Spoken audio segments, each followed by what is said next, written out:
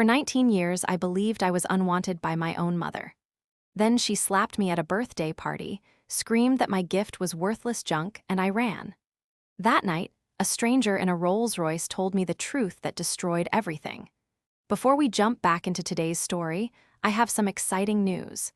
We have officially launched a brand new channel called Tales Beneath Skin. If you can't get enough of juicy Reddit drama, this is exactly what you've been waiting for. We're sharing the wildest real stories from real people, featuring insane relationship drama, unbelievable family feuds, and epic revenge. And we never leave you hanging. We track down every single update and plot twist so you get the complete story and the final resolution all in one place. Make sure to subscribe to Tales Beneath Skin right now so you don't miss out. You'll find the link in the video description, the pinned comment, and the collaboration tag. Now, back to the story. The kitchen smelled like the cheap vanilla candle Marlene only lit when guests were coming, and I was on my knees on the linoleum, smoothing brown paper around a wooden box I had spent 3 weeks building. I want you to understand what that box was, because everything that happened afterward starts with it. I had made it for Marlene's birthday.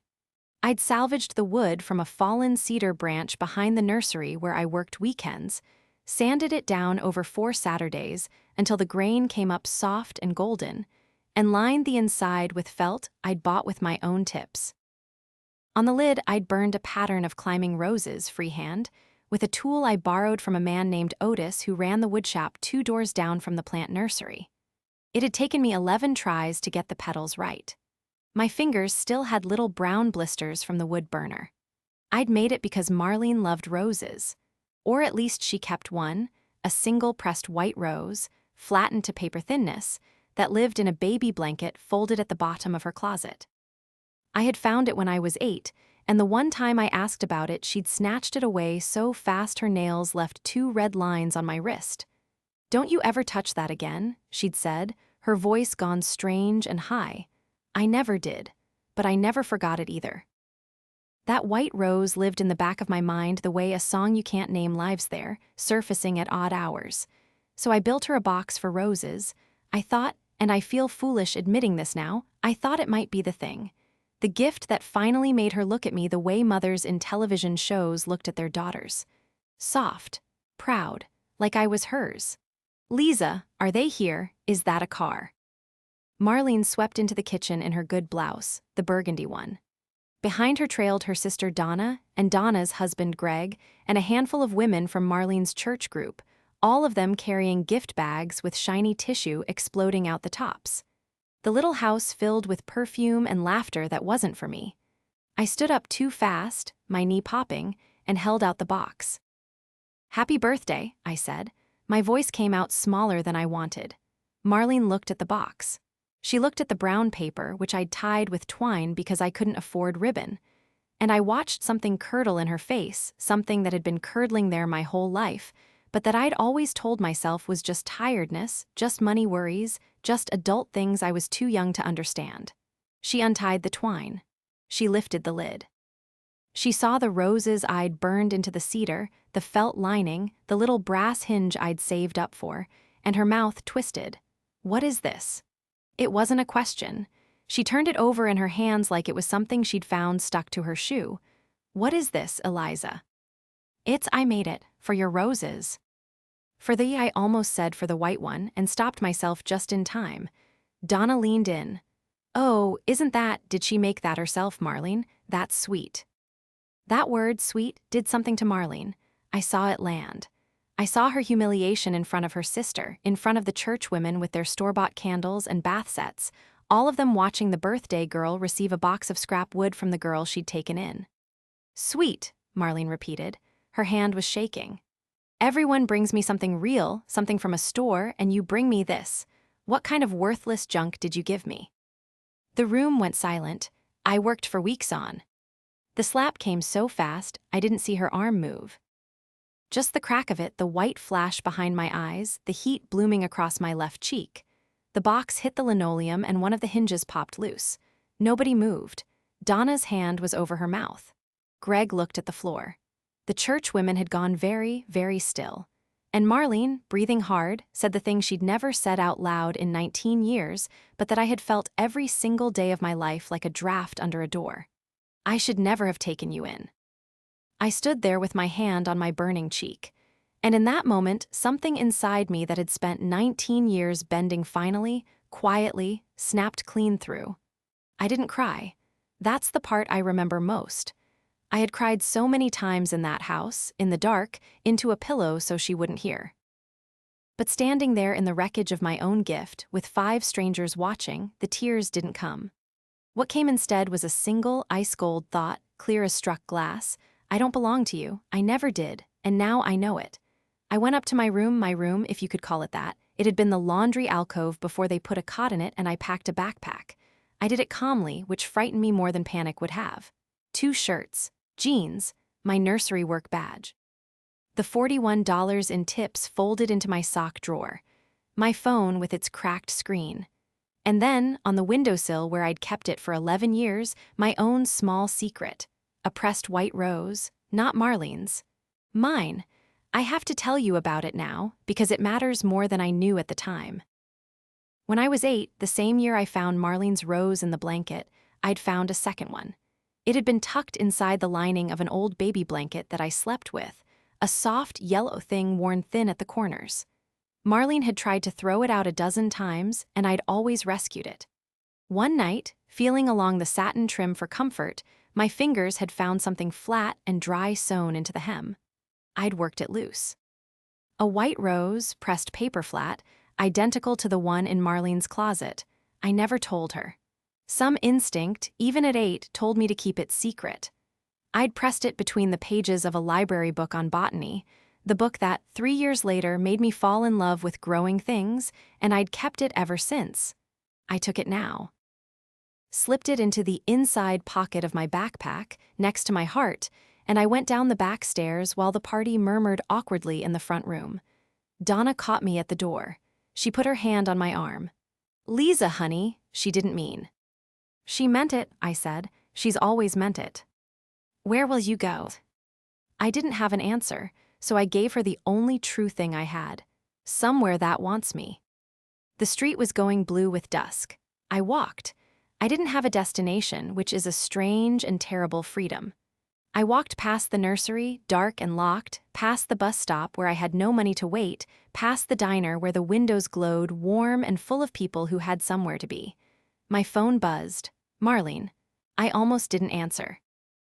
But 19 years of conditioning is hard to shed in one evening, so I did. "You come back here right now." Her voice had changed. The fury was still there, but underneath it, threaded through it, was something I had never once heard from her: fear.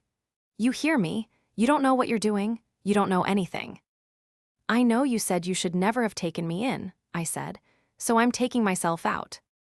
"Eliza," and here her voice cracked, genuinely cracked, "there are things about you, about where you came from, that you need to come home and we'll talk, You've had 19 years to talk." "They'll find you," she whispered, and it was so strange, so off that I stopped walking. "If you're out there, they'll find you and you don't understand." Who's going to find me, Marlene?" The line went quiet. I could hear her breathing. Then, very low, "I did a terrible thing a long time ago, and I've been afraid every day since that it would come back." She hung up. I stood on the corner with the phone warm against my ear and the deadline humming, and I felt the strangest sensation crawl up my spine. I reached into my backpack and touched the pressed white rose through the fabric, the way you touch a bruise to see if it still hurts. "They'll find you." What did that even mean? A pressed rose sewn into a baby's blanket. A second one in a closet. A woman who'd spent 19 years treating me like a debt she couldn't pay off, now suddenly afraid for me. I told myself it was nonsense. Manipulation. One more way to drag me back. But the rose under my fingers felt like a coin from a country I'd never been to.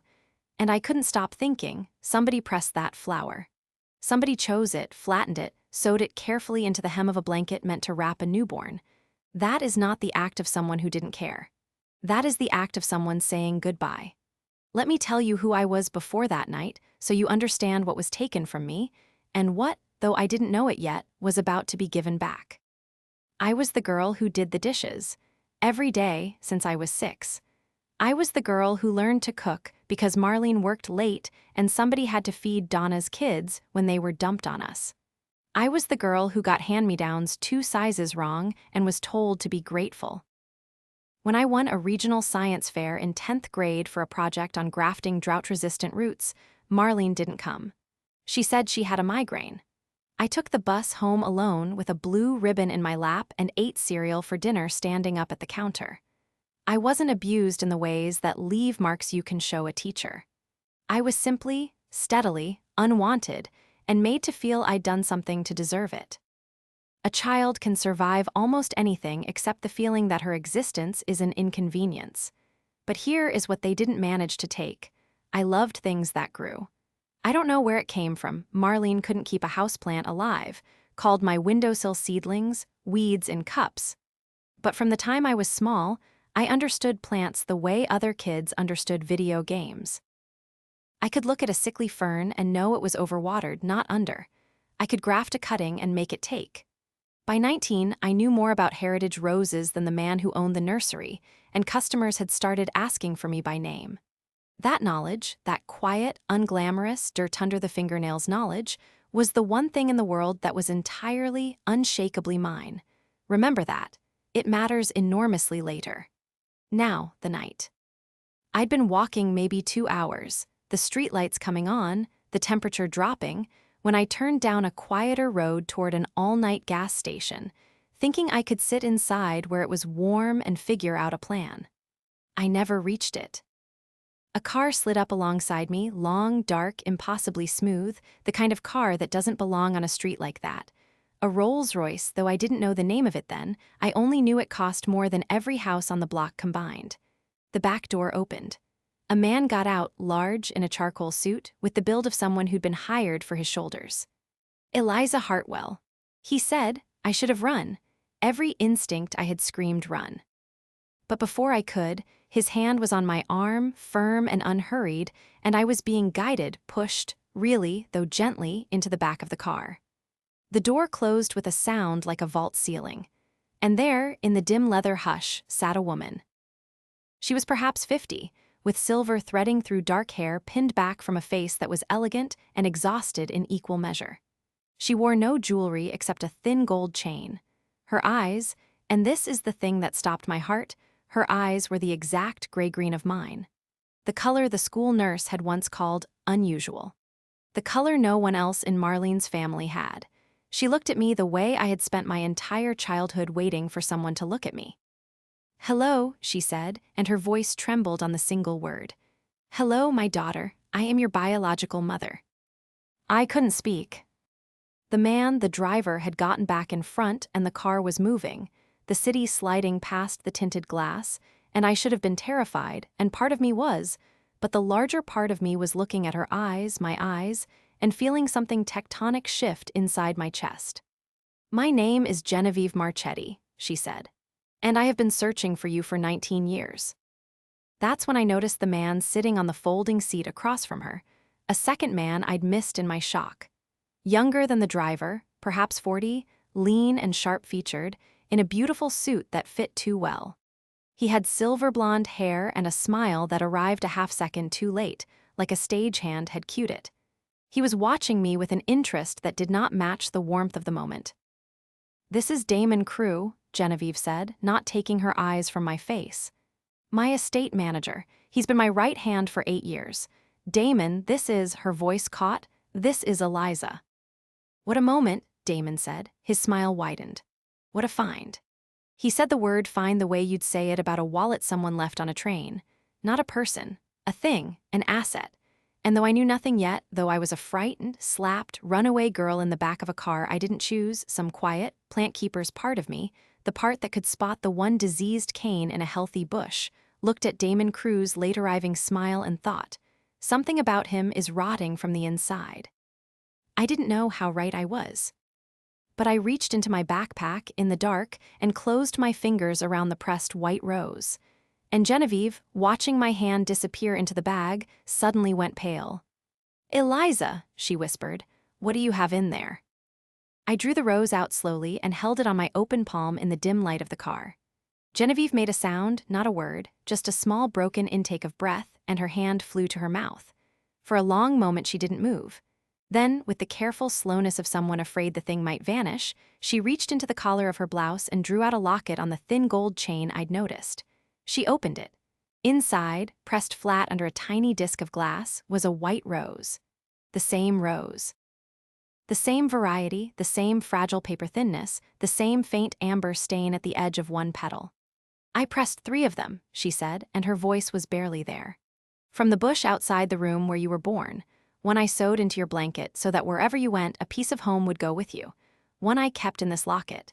And one," she stopped, and something hardened in her face, "one I gave to the woman I trusted to care for you for 3 weeks while I recovered from the birth. 3 weeks. That's all it was supposed to be." "Marlene," I said. The name came out of me like a stone. "Marlene Voss." Genevieve closed the locket. She was a nurse at the private clinic. "I was very ill after you came. I nearly died. I was unconscious for days, and my husband had passed only 2 months before. I had no family. Marlene offered to keep you safe while I recovered, and when I was well enough to come for you, she was gone. The house, the job, all of it, vanished. She took you and she disappeared, and she did it so cleanly that 19 years of money and lawyers and investigators could only ever find pieces. I thought of Marlene on the phone. They'll find you. I did a terrible thing a long time ago. I thought of the rose she'd snatched from my 8-year-old hands, the panic in her voice. She hadn't been protecting a keepsake. She'd been protecting evidence. "Why?" I said. "Why would she take me?" It was Damon who answered, smooth and quick, from his seat across the way. "Money, of course. The Marchetti estate is considerable. A child of the bloodline is worth a great deal. I'd imagine this Marlene woman intended to ransom you or position herself as a guardian for a settlement and simply lost her nerve and ran." He spread his hands. "People are predictable when there's a fortune involved." It was a perfectly reasonable explanation. It was, I would later understand, also the explanation of a man very practiced at directing other people's attention exactly where he wanted it. But in that moment, I was 19 and reeling, and a woman with my eyes was crying quietly in a Rolls-Royce, telling me I had a home, and I had no room left to be suspicious of anyone but Marlene. I want to be honest with you about the next few weeks, because this is the part where a different girl might have simply let the fairy tale happen to her. Genevieve's estate was called Rosewater. It was not a house so much as a small kingdom, 40 acres of climate-controlled glasshouses, breeding fields laid out in long, bright corridors, an export operation that shipped heritage rose stock to collectors and botanical gardens across 3 continents. The first morning I stood in the central glasshouse, the smell of damp earth and 1,000 roses hit me like a hand on the back of my neck, and I started crying. Because for the first time in my life, I was standing in a place that felt like the inside of my own head made real. This was the inheritance no one had been able to steal. I belonged here, not because of blood. Because of knowledge, I knew this place in my bones before anyone taught me a thing. And that, more than the locket, more than the eyes, is what convinced me Genevieve was telling the truth. A DNA test confirmed it 2 weeks later, 99.9%, but I'd known the moment the soil smell hit me. Genevieve wanted to give me everything at once: clothes, a room, a name. I let her give me one thing only. I asked if I could work in the glasshouses, really work. She laughed, surprised and delighted, and said yes. That was my first mistake from Damon Crew's point of view. He had never expected the long-lost daughter to spend her days with her hands in the dirt, reading the actual plants. Because here is what I started to notice within the first week and could not unsee. The inventory was wrong.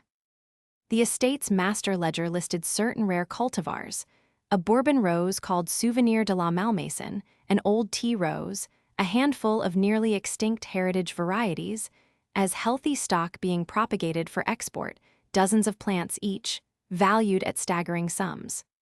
But when I walked the actual glasshouse rows, those varieties were thin. Far fewer plants than the ledger claimed. And several of the ones present weren't even the true cultivar. They were common roses, mislabeled, dressed up under valuable tags. To anyone else, it was invisible. The ledgers balanced beautifully. The export documents were immaculate. The accountant was satisfied. Genevieve, who loved the business but had not personally worked the fields in years, had no idea. But I had spent 5 years learning to tell a true malmason from a pretender by the set of its leaves and the quartered shape of its bloom. I could read a glass house the way an auditor reads a column of figures. And what the glass house was telling me was that someone had been quietly selling off the real, irreplaceable stock, the genuinely priceless heritage plants, pocketing the money, and replacing them with cheap lookalikes to keep the inventory count whole on paper. Someone with full control of both the plants and the books.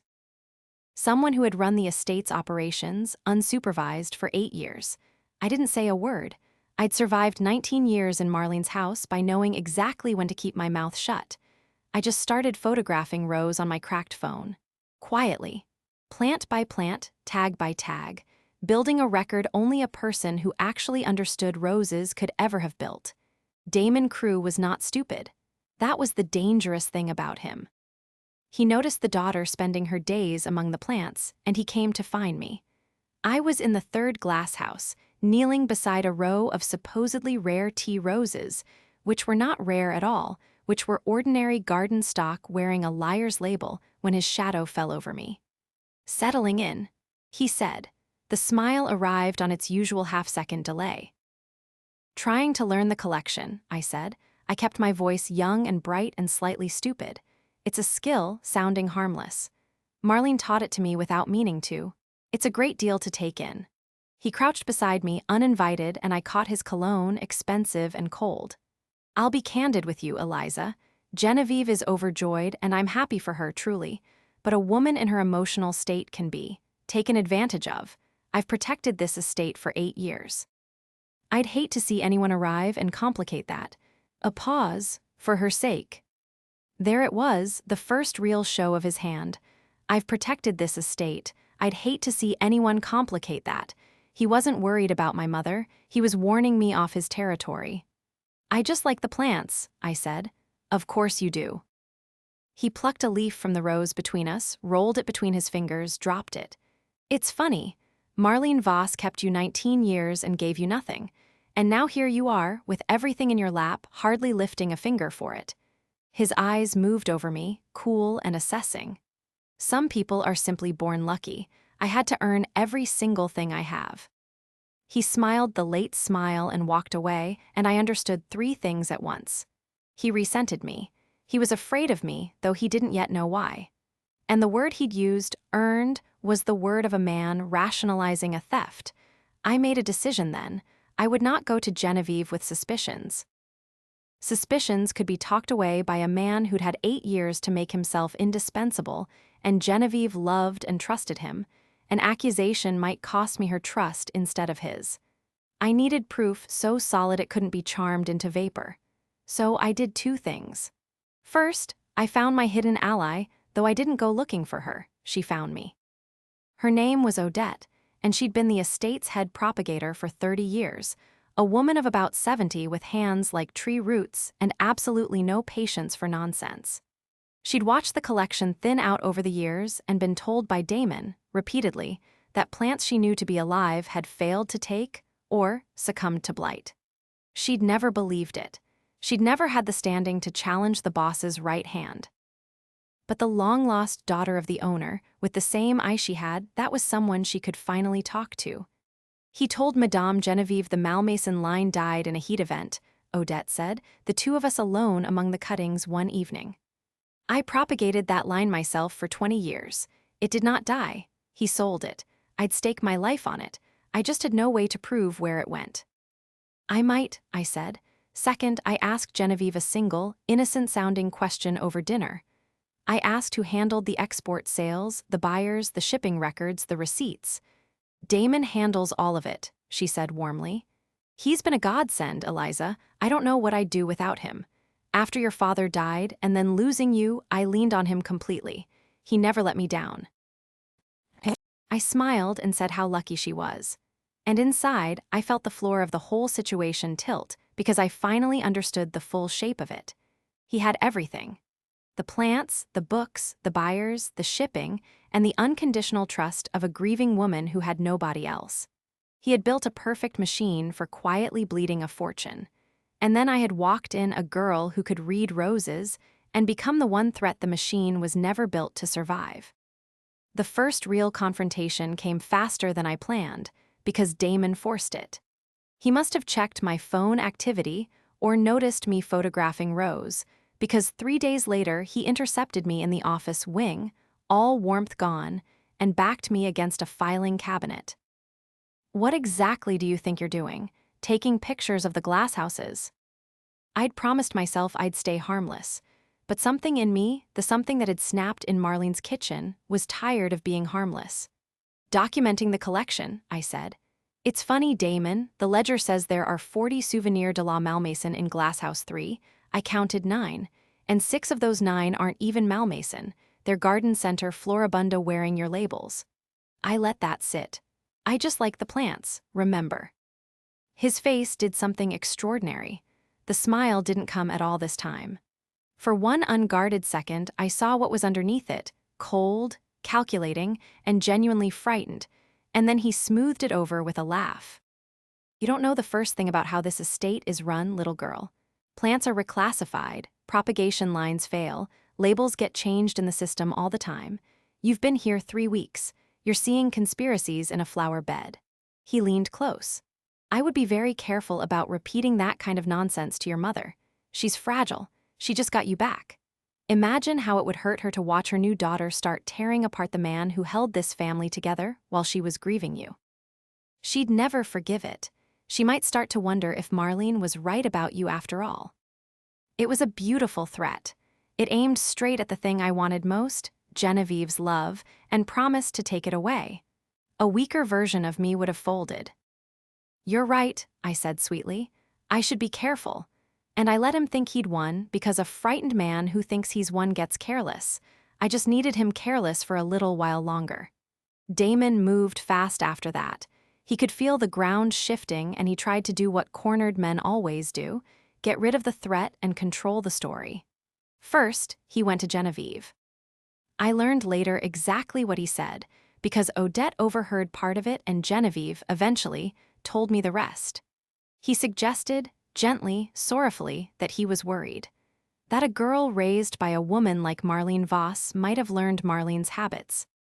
That perhaps I wasn't here out of love, but out of opportunism. That he'd caught me photographing the most valuable assets on the estate and snooping in the office wing, and didn't I find it strange how quickly I'd attached myself to the family fortune? He framed every true thing I'd done as evidence of a con. It was masterful. He took the exact actions that would expose him and recast them as the marks of a thief, and he did it knowing that 19 years of separation had left Genevieve's love for me real but new, untested, easy to make her doubt. For 2 days my mother was cool with me. Polite, but with a watchfulness in her eyes that broke my heart, because I recognized it. It was the look of someone braced to be disappointed by their own child. I had seen it on Marlene's face my whole life. To see it begin on Genevieve's nearly undid me, but I had learned something in that kitchen with the broken box. I had learned that I would not ever again bend myself into a smaller shape to keep someone's approval. If Genevieve was going to love me, she would love the girl who told the truth, or she would not have me at all. So I didn't beg or protest or cry. I gathered. Odette and I worked nights.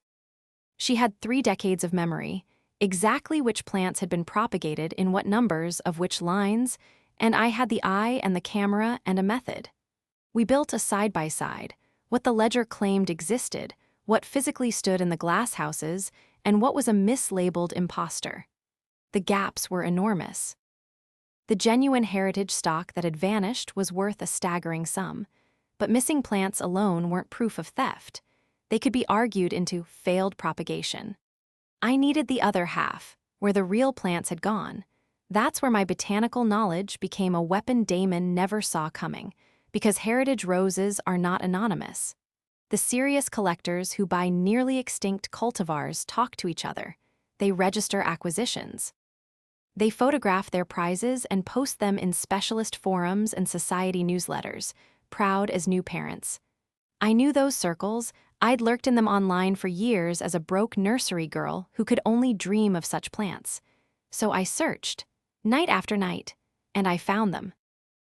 A collector in another state who had, 18 months earlier, acquired a verified souvenir de la Malmaison of documented rosewater provenance, sold to him privately by a broker who'd asked for payment to a personal account. A botanical garden that had purchased a rare tea rose line, again rosewater stock, again through a private intermediary. Photograph after photograph of my mother's stolen roses, blooming proudly in other people's glasshouses, with sale records pointing back not to the estate's accounts, but away from them. The buyers had paid full market price, in good faith. The money had simply never reached Genevieve. It had gone somewhere else. And the name on the broker correspondence, once Odette's grandson who worked in IT, helped me trace a payment reference, resolved to a private account held by a shell company. A company whose sole director, buried under 2 layers of paperwork, was Damon Crew. I had it. Not suspicion. Proof. A paper trail from the empty space in Glass House 3 all the way to Damon Crew's secret bank account, with the stolen flowers themselves blooming as witnesses in gardens across the country. The second confrontation was not a confrontation at all in the way the first had been. It was quieter, and it was with my mother. I went to her study late on the 3rd night, and I set down a folder. Inside, the inventory comparison, Odette's sworn account, the collector records, the photographs of her own lost roses in strangers' hands, and the shell company paper leading to Damon. "You don't have to believe me because I'm your daughter," I said. "I haven't earned that yet, we haven't had time. So don't believe me, believe the roses. I can't fake a Malmaison growing in a garden in another state with your provenance on it. Read it, Mom, and then decide who I am." It was the first time I'd called her Mom. She read for a long time. I watched her face move through disbelief, then resistance, then a terrible dawning, then grief, not for the money, I think, but for the 8 years of trust she'd given a man who'd been quietly robbing her while she wept over a lost child he was using as a smokescreen the whole time. When she finished, she looked up at me, and the watchfulness was gone from her eyes. What replaced it was something I had waited my entire life to see aimed at me. "My God," she whispered. "It was never you. It was never you." She reached across the desk and took my dirt-stained hand in both of hers. It was him. All this time it was him. And then my mother, who built an empire out of roses and had been gentle her whole life, got a look on her face I would not have wanted aimed at me. "He has a board review on Friday," she said quietly. "The annual ledger presentation. Investors, the accountant, the lawyers. He'll stand up in front of all of them and tell us how well the estate has performed." She squeezed my hand. Let him give the whole presentation. And then, Eliza, you and I are going to ask him a few questions about Glasshouse 3. The board review was held in the long oak-paneled room at the heart of the main house, the one with the tall windows that looked out over the breeding fields. I had never been in it before. Friday morning, I sat at the foot of the table in a plain blouse, my hands folded over a slim folder, and I watched Damon Crew walk in like a man who owned the place. In a sense, for 8 years he had. There were perhaps a dozen people there. The estate accountant, a nervous man named Prout, 2 lawyers, 3 investors who held minority stakes in the export business. Odette, seated quietly along the wall, invited at Genevieve's request as a long-serving member of staff, which made Damon frown for half a second before he smoothed it over, and my mother, at the head of the table, calm as still water. Damon presented for 40 minutes. I'll give him this, he was magnificent. He had slides, projections, beautifully rendered charts. The heritage collection, he reported, had never been more valuable. Propagation was strong. Export revenue was up. He spoke about the Malmaison line and the rare teas with the easy authority of a man who had told the same lies so many times he'd half come to believe them. The investors nodded. Prout beamed. The ledgers, after all, balanced perfectly. When he finished, he folded his hands and looked to Genevieve for the praise he'd received every year for 8 years. "Thank you, Damon," my mother said. "That was very thorough." She let a small silence open. "Before we close, my daughter has a few questions." "She's been learning the collection. Eliza." I felt every eye turn to me. Damon's smile arrived right on its delay, indulgent, the smile you give a child about to embarrass herself. "Of course," he said, "anything for the family." I didn't raise my voice. I had spent 19 years learning how to be quiet, and now I understood that quiet, used correctly, is the loudest thing in a room. "You reported 40 Souvenir de la Malmaison in Glasshouse 3, I said. "Healthy propagation stock. I'd like to confirm the number for the record. There are 9 plants in that house, and 6 of those are mislabeled Floribunda. I have photographs of every plant and every tag, taken Tuesday." I slid the first set of prints down the long table. "Odette has propagated that line personally for 20 years. She'll confirm the count." Odette nodded once firmly. "9 plants, 3 true, I'd swear it on anything you like." Damon laughed lightly. "Eliza, plants fail. Lines are reclassified. You've been here a month." "They didn't fail," I said. "They were sold." I slid the second folder down. "This is a verified Souvenir de la Malmaison of documented rosewater provenance, currently growing in a private collection in another state. Purchased 18 months ago. Here's the registration the collector posted himself. He's very proud of it. Here are 2 more of our heritage lines in 2 other collections, same period, same provenance." Photograph after photograph slid across the oak. The investors leaned in. Prout's beam was gone. "Each was sold privately through a broker for full market value," I went on. "The buyers paid honestly, but that money never appears in any account on those slides you just showed us." I looked at Prout. "Did it, Mr. Prout?